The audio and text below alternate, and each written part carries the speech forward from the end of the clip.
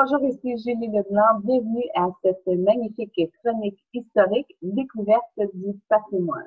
Et ce faisant, ce mois-ci, c'est un numéro spécial parce que j'avais des interrogations profondes à savoir l'évolution de la carte du Québec, la carte du Canada, la carte de l'Amérique du Nord finalement. Et tout est séparé et c'est pas compartimenté. Alors, mon intérêt m'a mis en relation avec un spécialiste en géographie. Je vous présente un professeur du secondaire en géographie qui a pris le temps et le plaisir de nous résumer tout ça et de nous montrer tout ça dans cette chronique spéciale du patrimoine. Je vous présente le professeur Denis Ferland. Bonjour, Denis. Bonjour. Donc, je vais vous présenter un peu l'évolution des connaissances cartographiques sur l'Amérique du Nord. Donc, au départ, les explorateurs ont cherché dans le fond, ils cherchaient le passage du Nord-Ouest. Hein. Ils cherchaient à trouver le chemin pour se rendre en Asie. Ça a toujours été la même histoire là, depuis Christophe Colomb. Et on va voir comment que les connaissances de la cartographie d'Amérique du Nord ont évolué à travers les cartes qui sont existantes, parce qu'il y avait quand même certaines connaissances, mais on n'a plus les traces aujourd'hui et il persiste certaines cartes. À partir de quand que ça commence finalement, la cartographie, là? Bon, la cartographie a existé. Du Québec, excuse-moi. Du Québec, ça commence avec la connaissance qu'il y a des terres au nord de l'Atlantique.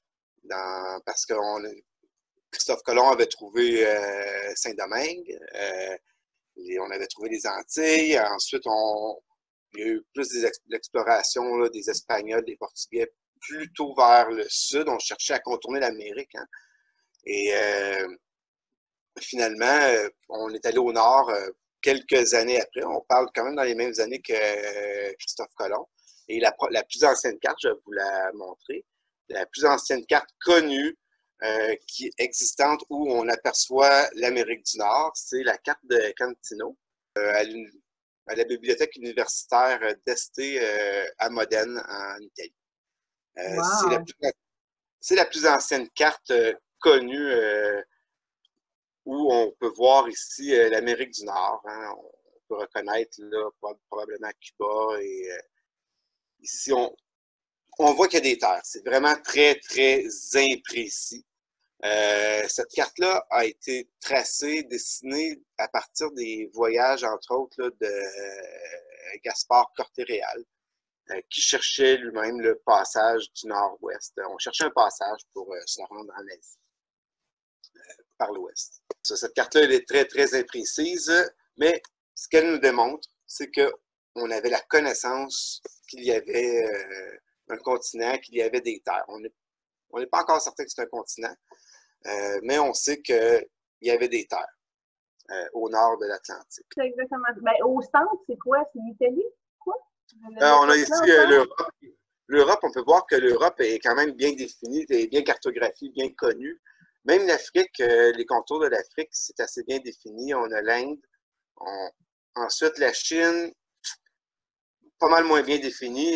Et on pensait même, il y avait plusieurs explorateurs, cartographes, qui voyaient comme l'Amérique du Nord comme un prolongement de l'Asie. On n'était pas certain que c'était un autre continent. On n'avait pas relié ensemble les morceaux du casse-tête. Ah, fait que donc, ils ont vraiment une vision que c'est sur le plat, puis tout est à côté.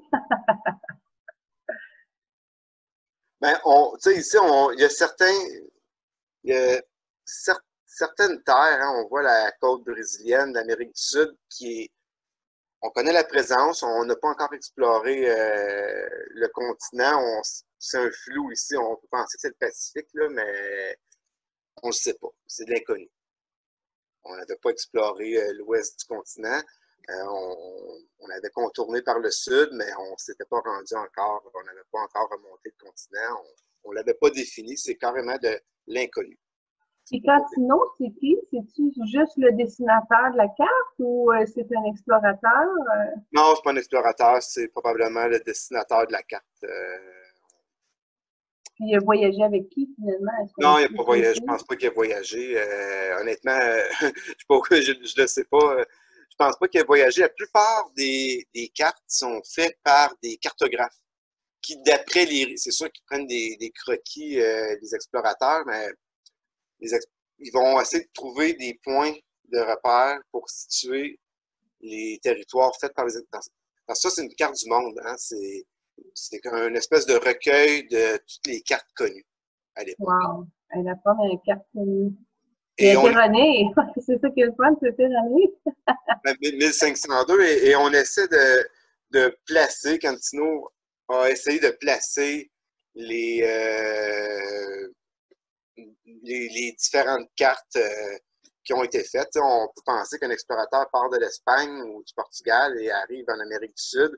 Il va tracer la carte, la cartographie de la côte, mais il n'est pas relié avec un autre endroit et un autre explorateur va aller en Amérique du Nord.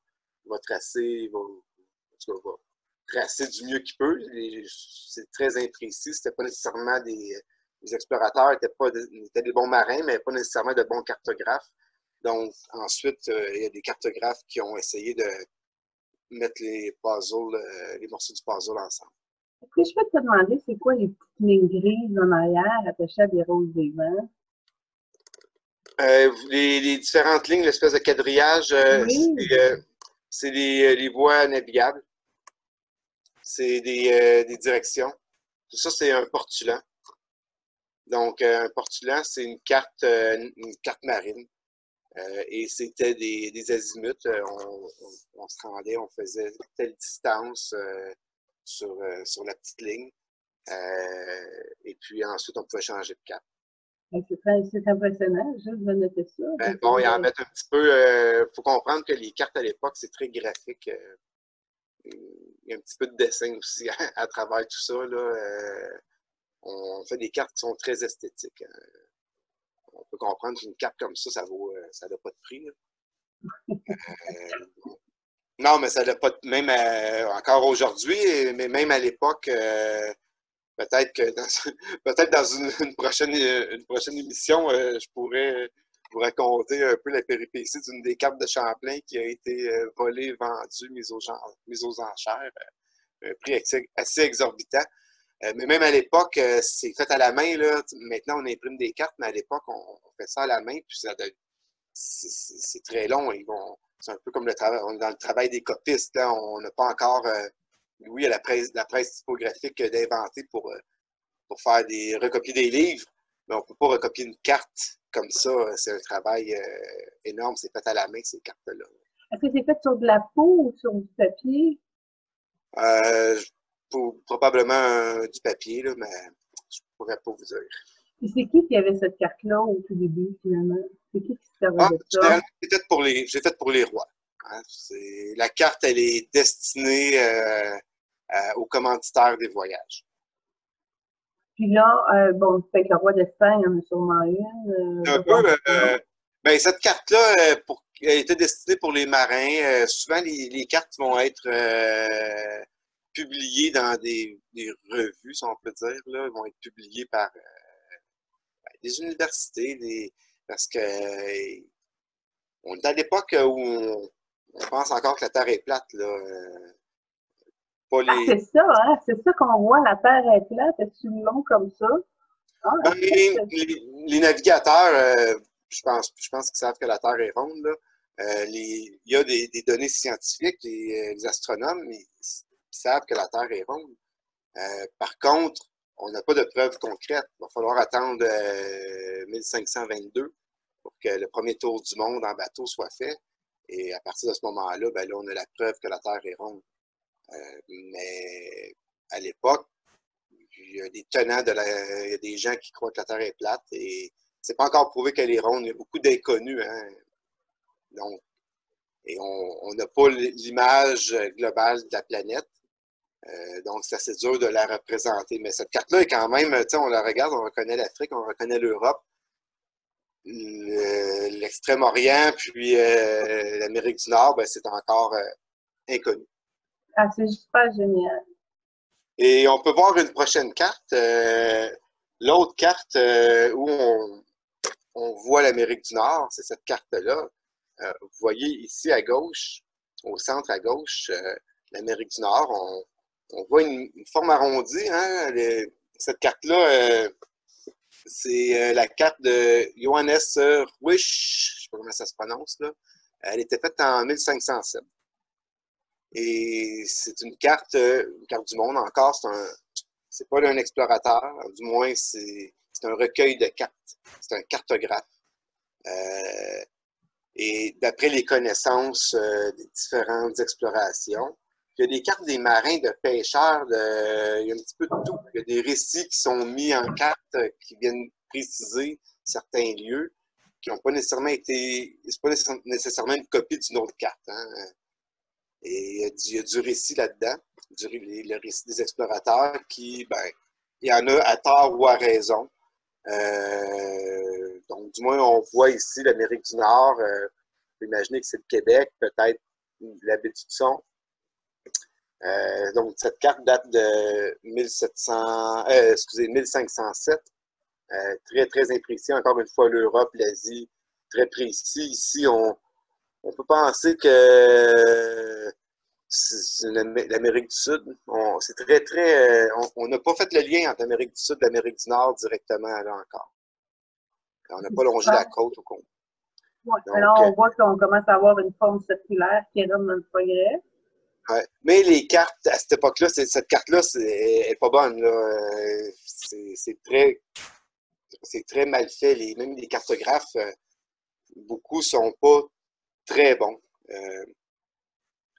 Donc, tout au long là, du 16e siècle, dans les années 1500, là, la cartographie, les cartographes sont très imprécis.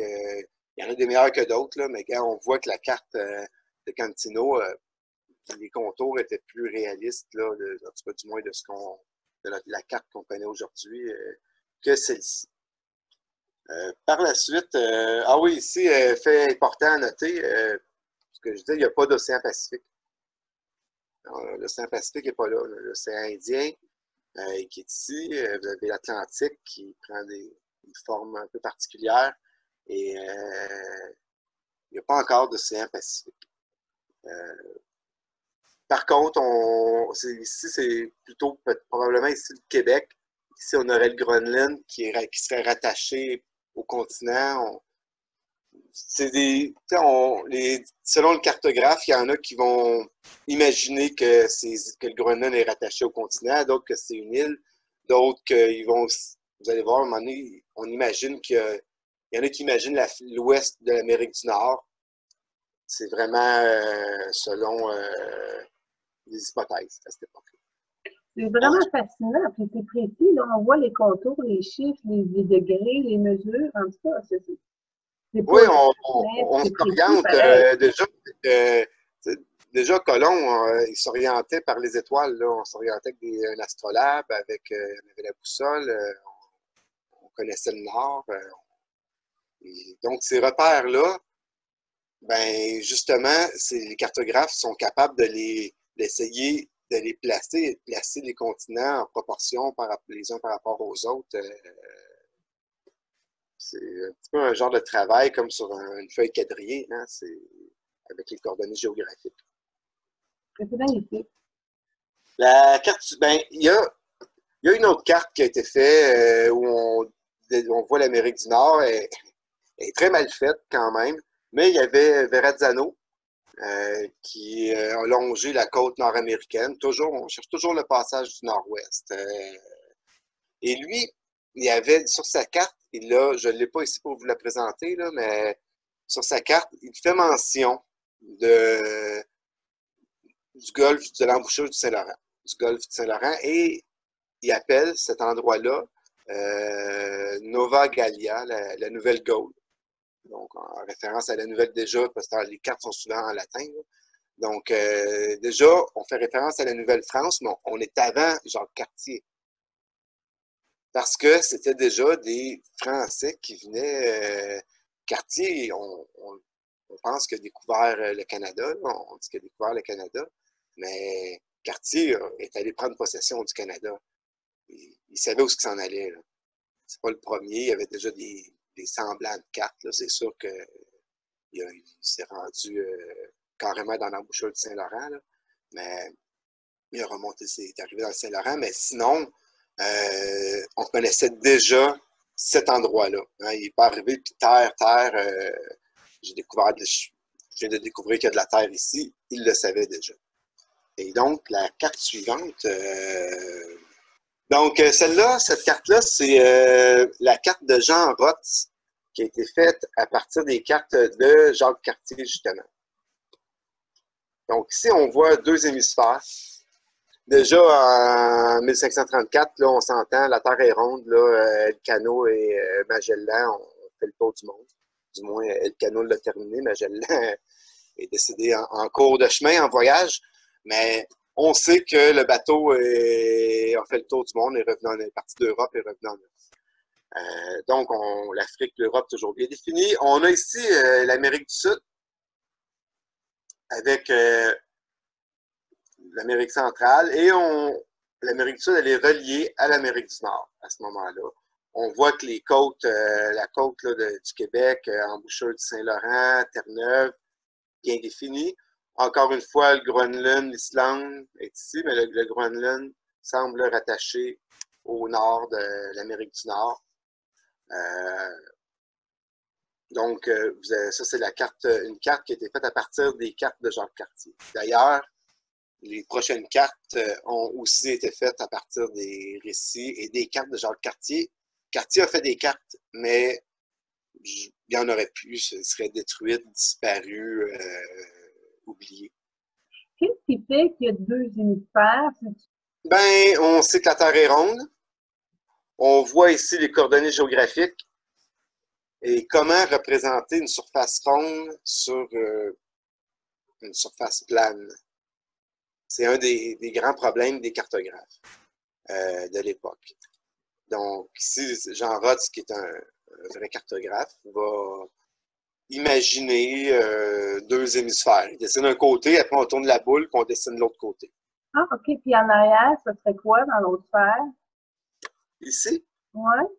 ben, on a probablement l'Inde, la Chine, on le sait pas. Là, on voit des petits bateaux partout, puis c'est une mer en haut. On n'a pas encore défini, on ne s'est pas rendu là. Explorer le nord encore, le nord de l'Asie, n'a pas été encore exploré. Oh, on est quand même 1542. Ouais. On vient de faire une partie du job avec ce qui reste à trouver. Ça a pris 3 ans de faire le tour du monde. Il y a 10 ans, 15 ans auparavant. Peut-être 20 ans auparavant. On est 20 ans après le premier tour du monde. Le temps de s'organiser, d'aller explorer à gauche, à droite. Il y a quand même une compétition en Amérique pour les explorations. Hein. L'Espagne et le Portugal se développent leurs colonies en Amérique du Sud. Compétition entre la France et l'Angleterre pour l'Amérique du Nord. On cherche toujours la route vers l'Asie. Les Portugais contrôlent quand même le chemin ici, les côtes de l'Afrique. Et là, les Espagnols vont essayer d'aller en contournant le sud, ce qu'ils ont fait, pour se rendre en Asie en contournant le sud, et alors que les Portugais s'y rendent en contournant l'Afrique. Les Espagnols, eux, ils vont en contournant l'Amérique du Sud. Ce qui est un voyage quand même assez long pour aller se rendre en Chine, faire du commerce en Chine et en Inde. Donc, encore un chemin, une route vers le nord. La France, l'Angleterre ont pas mal la mainmise, le contrôle de l'Atlantique au nord. Et c'est eux qui vont mener les expéditions. Ce qui amène aux prochaines cartes faites à partir de celles de Cartier. Ça, c'est une carte de Pierre Desailliers. Donc, la carte de Pierre Desailliers, c'est une carte qui a été faite à partir de celle de toujours des cartes de Jacques Cartier, des voyages de Cartier. Quand je parle c'est une carte qui est faite, c'est une carte du monde, hein? Donc, c'est une map monde. Et elle n'est pas faite qu'à partir des voyages de Jacques Cartier, là. Mais pour la portion de l'Amérique, on s'attarde à l'Amérique du Nord, là, quand je parle toujours de l'Amérique du Nord quand je dis ça. Donc, c'est sûr qu'il s'inspire de toutes les cartes précédentes. Et cette forme-là de l'Amérique du Nord ici, Ce que vous pouvez voir, là, je ne sais pas si vous voyez ma souris.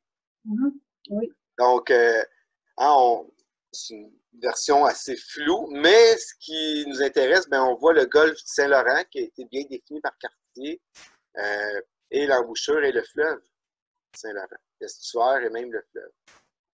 C'est marqué 1946, c'est pas la date. Ah, c'est une erreur, c'est 1546.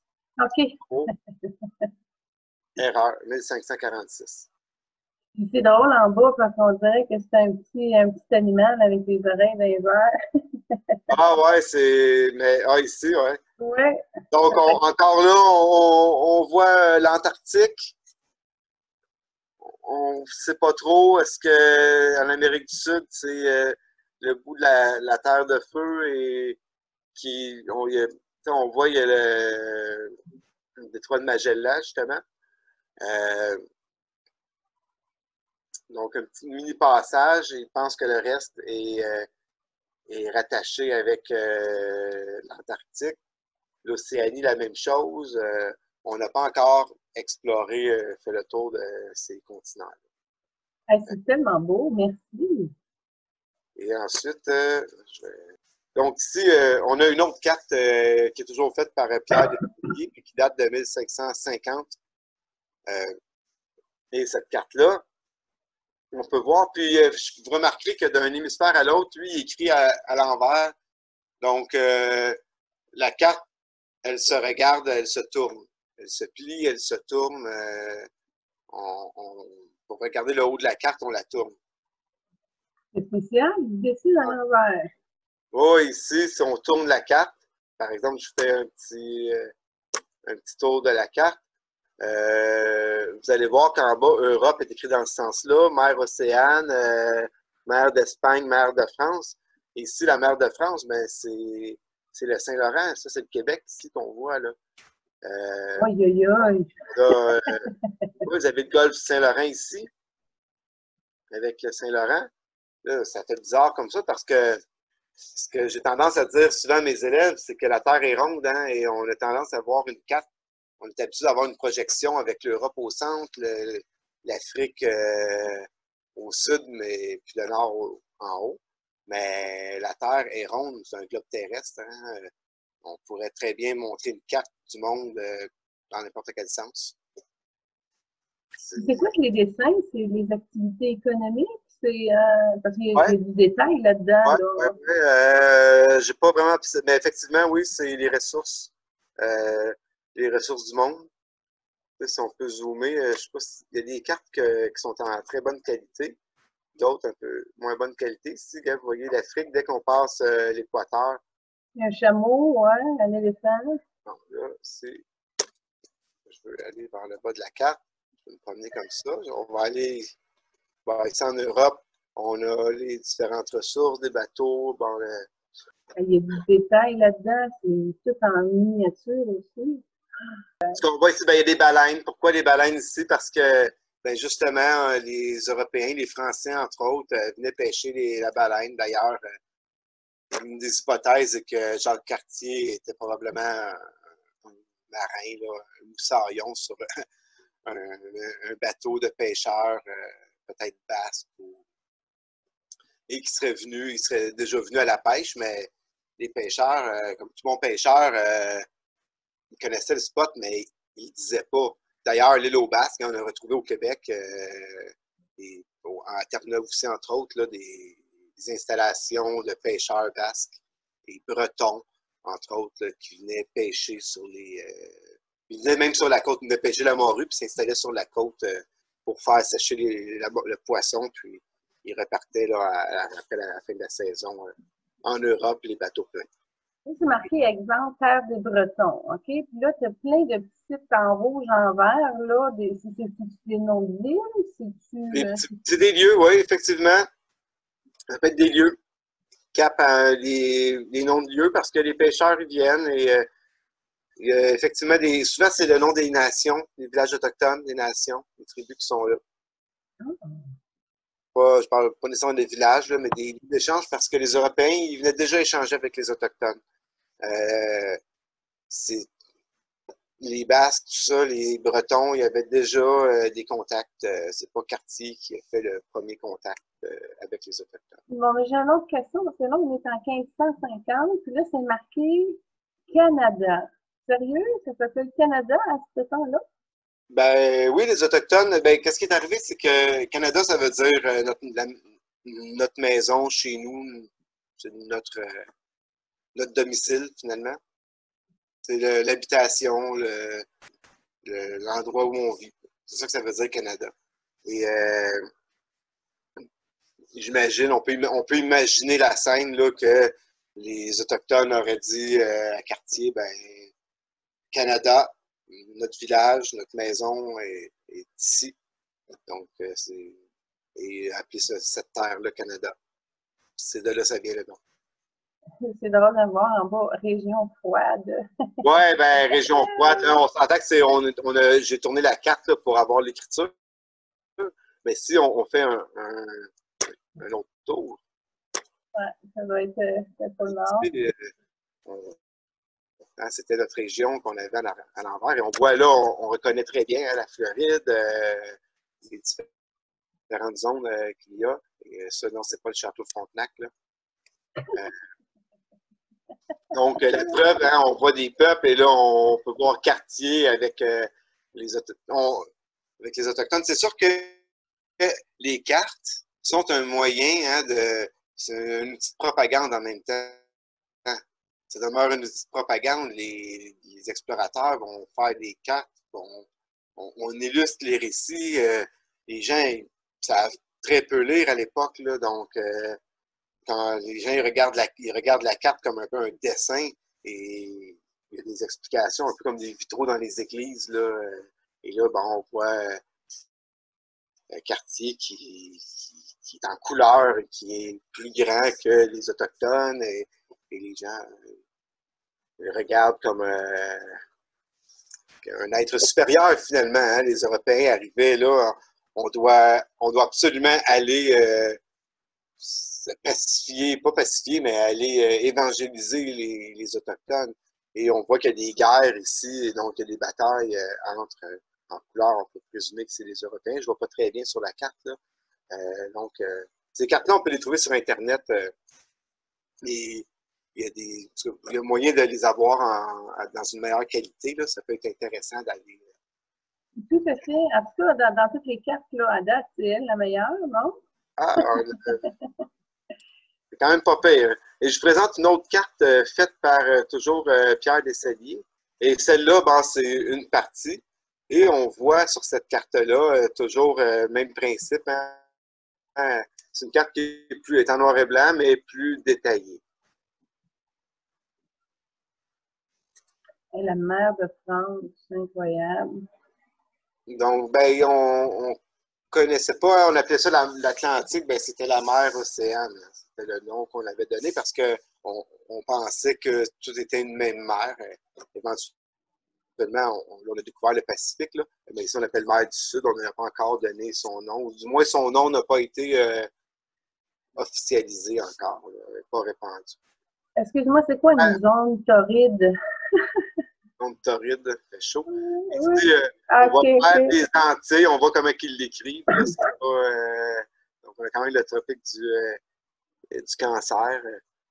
Bon, les écritures, il y a beaucoup de fautes même sur les cartes. L'écriture n'est pas toujours idéale.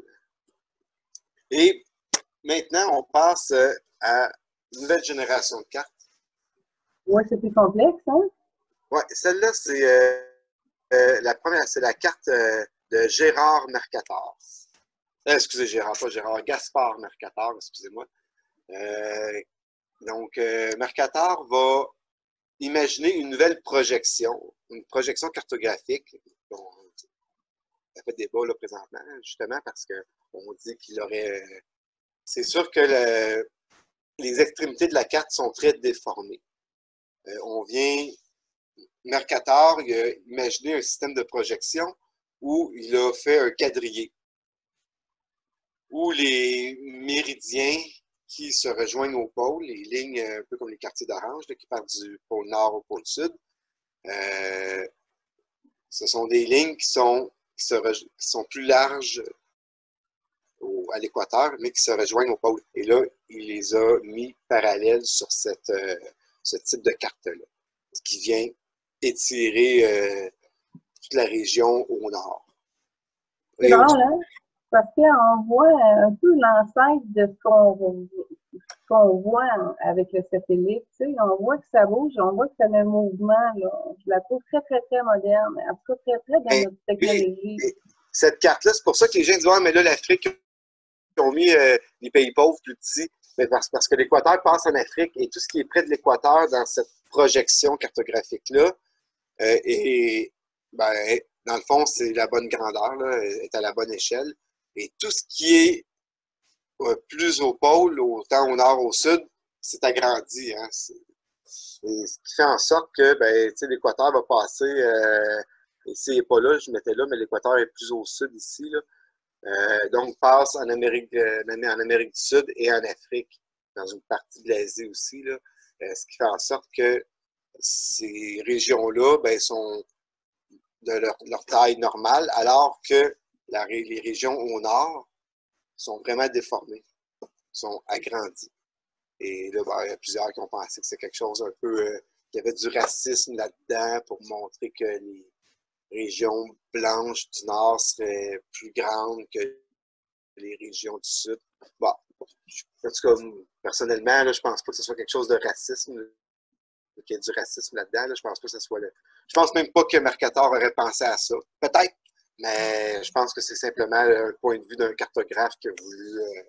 c'est le résultat de sa projection. L'Amérique du Nord, c'est la première fois qu'elle prend forme. C'est plus un point de dessin. Là.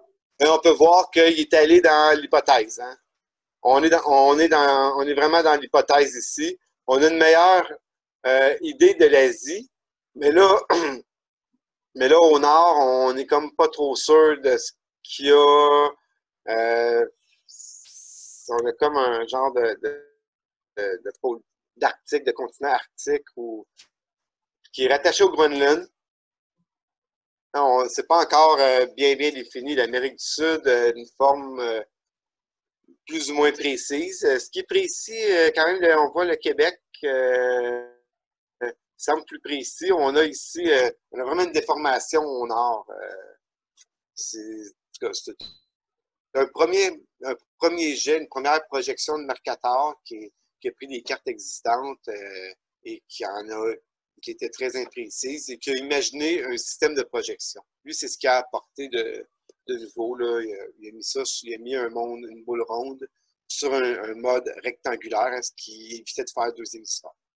C'est simplement parce que c'est la carte de Martin Frobisher. Martin Frobisher, qui est un explorateur de l'Arctique. Lui, il va chercher le passage du Nord-Ouest et on voit qu'il définit quand même l'Amérique du Nord quand même c'est pas un cartographe, on s'entend, là, c'est carrément des croquis qu'il va faire. Très, très imprécis comme cartographe, mais ses récits, tout ça, les récits de ses voyages vont inspirer et amener une connaissance de la cartographie du Nord. On a le Groenland qui est vraiment bien défini. Et ça, on est en 1576. La carte précédente, on est en 1569. Avec Mercator, là, on est en 1576. C'est ça. Et donc, on a ici... ben, vous voyez, le Labrador, il est détaché du continent. Donc, une perspective assez nordique, où il n'y a pas encore la baie du Thon. Il voit ça comme si c'était détaché du reste du continent. Mais bon, ça montre quand même le passage du nord-ouest, que lui, il a l'idée que ça passe. C'est ça son idée. Et ensuite, on a une autre carte qui est faite par le petit-fils de Gaspard Mercator, donc Romuald Mercator, qui en 1595 fait une carte avec les deux hémisphères. Donc, on a ici deux hémisphères, qui est faite à partir de la carte de Mercator, de son grand-père, mais il l'a mise en deux hémisphères. Ouais, ben là, ça, on se rapproche, hein, c'est très beau. Donc, on a déjà, là, on voit les continents. Donc, ce sont des cartes là, qui n'est peut-être pas la carte originale, mais des cartes qui ont paru dans des reproductions. Des fois, c'est pas toujours les cartes originales. Là, c'est sûr, c'est des photos, là, mais parfois, ça a paru dans des reproductions, des publications. Donc, ce sont des reproductions de la carte, mais l'idée, c'est que c'est la carte qui a été dessinée en telle année par un personnage. Et ben, les images là, que je suis allé chercher, idéalement, c'est les originaux ou des reproductions d'époque, des originaux qui ont été conservés. Parce que là, on sent quand il y en a un qui produit une carte, après, ben, on a des copistes, on a des cartographes qui vont reproduire à la main ces cartes-là avec des erreurs.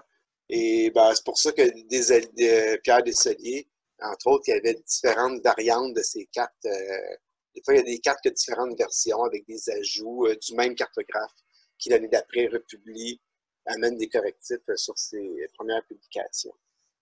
Et celle-là, ce qui est intéressant de voir, c'est qu'on a la présence du fleuve Saint-Laurent. On est en 1595, qui est quand même bien défini. Là, hein? On a le Saint-Laurent avec ses affluents. On a aussi la côte de l'océan Pacifique qui est quand même très bien définie, sauf au nord un petit peu moins. Mais on voit que l'Amérique du Nord, on a un peu cerné ce continent-là. L'Asie aussi, la même chose. On a la baie du Thon, si on peut dire, qui est quand même, définie. Donc, meilleure définition de la carte. Alors, parce que si tu regardes en haut, c'est le Groenland, on dirait que c'est un petit chien qui court avec la ligne. Là. Ça a l'air d'un petit chien qui court. Oui, c'est ça. Et on a 4 ans plus tard, cette carte-ci. Oh! Cette carte, Wow! je vais la zoomer. Là, on commence à parler. Ici, on n'a pas rattaché, on n'a pas défini l'Amérique du Nord et l'Asie encore, avec le nord du Pacifique. C'est pas exploré.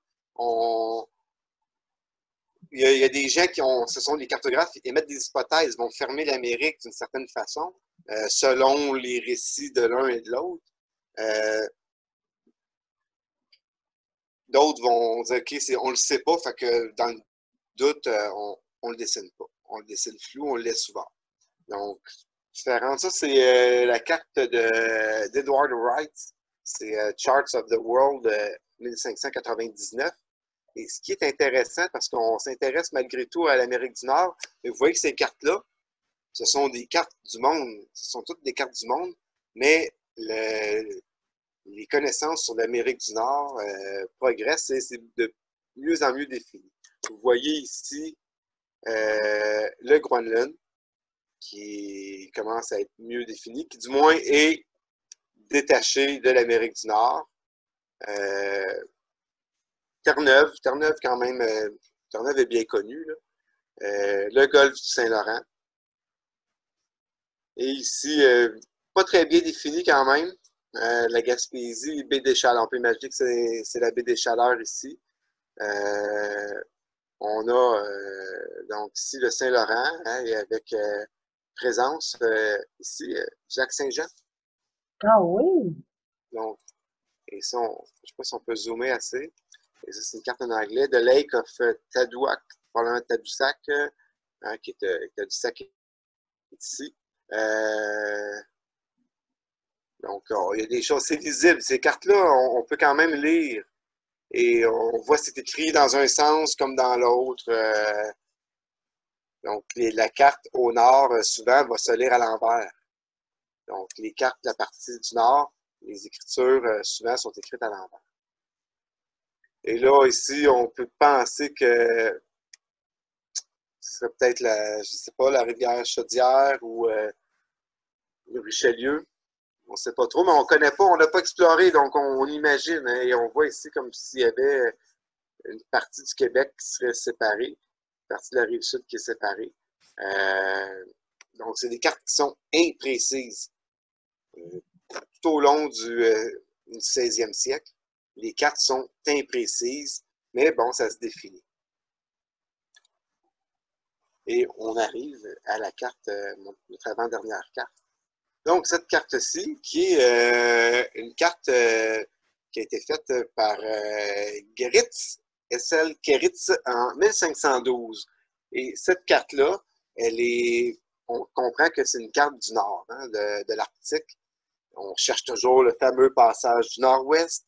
Et c'est une carte qui est basée sur les voyages d'Henri Hudson. Et ici, on voit très bien la baie d'Hudson, qu'on peut voir ici. Et bon, la qualité permet de zoomer assez gros. On ne voit pas très bien les écritures. Par contre, on voit très bien la côte du Labrador qui est super bien définie. Et bon, Terre-Neuve et ainsi de suite, on ne voit pas le golfe du Saint-Laurent, là, justement, avec une petite partie. Mais ça vient définir précisément le contour du Labrador et la pointe nord du Québec. Dans la réalité, tout le Nunavik, hein, au nord. Là, et ça démontre qu'il y avait une connaissance de ces régions-là. Et ça clôt pour la première partie des cartes, du moins celle-là, je la rentre dans les cartes, une carte du 17e siècle, là, de 1612. Mais on est dans la première génération de cartes. Hein, un peu les cartes amateurs ou les cartes faites plus ou moins sur le tas, là, où les cartes sont quand même assez imprécises. Donc, cette carte-ci, c'est la première carte. C'est pas la première carte de Champlain, celle-là, mais c'est la première, c'est juste pour vous montrer la différence entre les autres cartes et les cartes de Samuel de Champlain. Champlain, il ne fait pas dans la map monde, là, ça va être, ce sont des cartes de la Nouvelle-France. Donc, ici, c'est une carte de la Nouvelle-France faite par Samuel de Champlain, où on voit de 1613. C'est pas sa première, là, mais c'est simplement pour vous montrer. De toute façon, les premières datent de 1612 là, qui ont été les premières cartes qui vont avoir été éditées. Là. Et ici, on voit très bien, ils vont intégrer hein, les connaissances des autres, des cartes précédentes, d'Henri Hudson, Frobisher et tout ça. Parce que Champlain n'a pas exploré le Nord, là, il s'est basé sur d'autres cartes. Mais ce qu'il va faire, par contre, la partie que Champlain explore, on voit qu'elle est beaucoup, beaucoup mieux détaillée. Et là, on est en 1613. Là, il n'y a pas encore... et c'est une carte qui est faite sur ses premiers voyages. Hein, et il n'y a pas encore énormément exploré l'intérieur du continent parce que Champlain, c'est un explorateur, c'est un découvreur, c'est un explorateur. Par contre, on voit ici hein, la Nouvelle-Écosse, parce que Champlain, au départ, avant de fonder Québec, il a été sur la côte atlantique, où il avait déjà fait des tentatives de colonisation là, avec Dugas-de-Mont, l'histoire du Québec, là, mais cette zone-là, ici, Champlain la connaît très bien. Et il commence à les cartographier très précisément. Il y a sur des cartes qu'il va faire plus vers la fin de sa vie, là, c'est vraiment très, très précis. Et Champlain, c'est un cartographe, c'est le meilleur de son époque. Et on voit qu'ici, ben, on a des lieux, hein, c'est nommé le Canada, le Labrador. On commence déjà à nommer les lieux, Terre-Neuve, le Saguenay. Les Trois-Rivières, ouais. Oui, c'est la Nouvelle-France, elle est ici, Anticosti, et là, donc les lieux sont déjà, on nomme déjà les lieux. Et ici, je vais vous montrer, donc, Champlain va cartographier beaucoup d'après les Autochtones. Il va se baser sur les Autochtones, sur les récits des Autochtones, sur ce que les montagnais et les Algonquins vont lui enseigner. Il n'ira pas nécessairement au départ plus loin. Donc, il va dessiner des rivières. Tu sais qu'il y a des affluents qui montent vers le nord. On peut rejoindre la baie du Son. Il sait que ça se fait, mais c'est pas encore cartographié. Tu sais, on dessine déjà des ours, des orignaux, peut-être même un caribou. Là. La toundra, là. Ouais, c'est le. Déjà, il y a déjà une bonne connaissance pour quelqu'un qui s'est promené en bateau là, dans le Saint-Laurent. Il y a quand même une bonne connaissance. Oui, puis on peut voir aussi la baie du Son, la baie de James, là, ce côté-là, il est bien défini. Fait que, on peut voir Ouais, la partie de l'Ontario. oui, oui, c'est. Ben, à cette époque-là, c'est le Canada, hein. Il y a pas de. C'est pas le Québec comme on le connaît. C'est vraiment le Canada, c'est Montréal, c'est la vallée du Saint-Laurent. Montréal n'existe pas, là, mais c'est cette région-là. Le parti va plutôt parler de Canada. Au moment de Champlain, on parle vraiment de Nouvelle-France. On vient établir une colonie en Nouvelle-France. Denis Ferland, merci infiniment pour cette introduction du 16e siècle, finalement, au niveau de l'évolution des cartes. C'est un sujet fascinant. Maintenant, j'ai l'impression qu'on peut quand même continuer parce que 1613, on a quand même encore beaucoup de matière à voir. Est-ce qu'il y aurait sujet à faire un autre chronique, mettons, avec d'autres cartes plus particulières? Exemple Alors, Champlain ou... c'est ça, on pourrait faire une autre chronique thématique sur les cartes de Champlain parce que Champlain, avec tout ce qu'il a fait, là, Champlain c'est le fondateur de la Nouvelle-France, c'est le fondateur du Canada, hein, Champlain.